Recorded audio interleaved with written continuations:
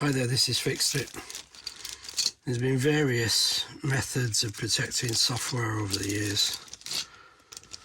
And one that works for software companies but is a bit of a pain in the backside for users is the ILok. And this is basically a protected USB device. And when you get the license keys for the software, you put the keys on this and then you plug this into any device that you want to run the software on. And then it's great portability, so they say. However, if you have a big device like this, and that's kind of my finger, correct hands, you can see it's quite a long device.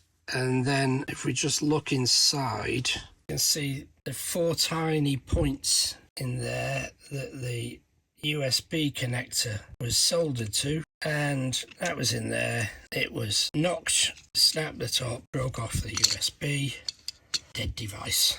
So basically I did try the usual kind of trick with these things, which is to use a splodger, and the best splodger, grandma's old bone handle knife that's blunt but thin and stainless steel. You know, you get into the device and you flick it open, but this is ultrasonically sealed. So even though there's a gap around the edge, there's no place you can get this in. In fact, what I'm going to do is to take off this end piece. I was going to use some sort of cutter, but the problem with that is that if you do and you accidentally hit the board, you could end up destroying some components. So I'm going to use a pair of clippers instead and just turn them over and go along the seam. What I want to do is expose enough of this so that I can actually get a new point in there and get it soldered in place. And so let me get a pair of pliers cum clippers. I'd obviously like this to be a lot neater if I could, but needs must. Now if I make sure there's nothing there, which there isn't, I go in there, chew a little bit more off so I can see there's no components. So what I'm going to do is then just file that, because I want to get at those incredibly small solder points. It's just bonkers. This thing must have had spikes on it. Oh, it has actually. If we just zoom in, see tiny little teeth, and you think they'd have made it more robust. So first things first, let me just tidy this. Okay, I've got this box of USB plugs and sockets. That one would have been perfect, but it's a socket and I don't really want to do it like that. So what I'm going to do is to use one of these. What I need to ensure is that, as you can see, that it stays the right way up. So the first thing I'm going to do is to apply some flux to these points here and then apply some solder to them. And what we want to achieve are shiny silver balls. Okay, I'm currently running the soldering iron at about 360 degrees. And this solder is 362. So slightly under temperature, but there we go, we got shiny balls now. Actually, as we've got plenty of these, and they cost pennies, what I'm going to do is I'm going to Dremel, cut along the line, and then I may well be able to solder those pins directly onto those pads, and then the job will be done without some fiddly wires. It's worth a try. Okay, so as you've seen, I've got this down, put solder in those channels. Sure solder's not actually connecting to anything else, which is all good. So I've secured that, and what I need to do is to make sure that these are in the right place. So put them over the balls, but then I need to tape that in place so I can apply pressure to it without it wobbling around. Put some blue tack on here to try and even the surface out. So I've applied the soldering iron to the back of those pins and soldered them in place, and everything's good. And I just need to do a quick test to make sure that the ILok stick lights up when I plug it in, and then I'm ready to apply the polymorph. Okay, so I've got some polymorph plastic here, just heated. It was a chunk like this. It usually comes in small pellets that you heat up, and it's a low temperature plastic.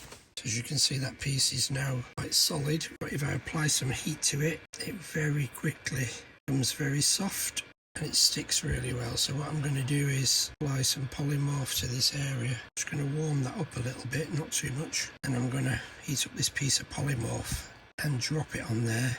The idea is to try and keep this in place so that it doesn't move. And the great things about this polymorph is you can take it on and off as often as you like. Okay, so that's becoming very soft. Just put that on there and just work that in to that gap there.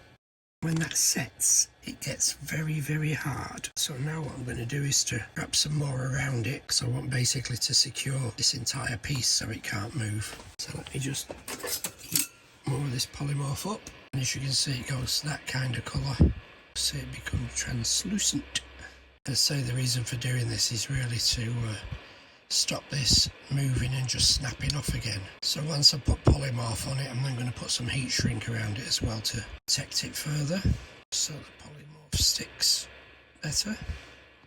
Wrap it around. So the thing is, you don't even have to be that accurate to start with, because you can just keep remodelling it as you need to. So there we go. So I'll just keep pressing that until I've got it in the place I want it to be, and make sure that there's enough space there. Pull the polymorph back onto the other plastic where it will adhere. Now what I want to do is to just check to see that I've got the right sort of length. And this stuff is like iron. It's incredibly strong once it's set, and it's so incredibly soft. It's like playing with modelling clay. And what it sticks really well to is itself. Now, as polymorph cools, it also shrinks, so it forms a very, very good bond. Literally just push that down, make sure it's adhering well. Now I'm just going to find some heat shrink. And let's pass this over the polymorph. Make sure it goes, it does. And then I want to feed this back until I've got the right length of end. So this is just a standard end, so what I want is to make sure that I've got enough for it to plug in, which indeed I have. And now what I'm going to do is to heat shrink that in place simply.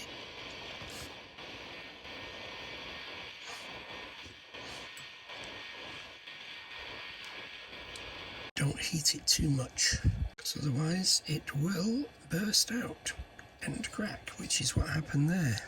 Okay, I've just stretched this piece of heat shrink over the polymorph and the end, and now what I need to do is to just heat that up.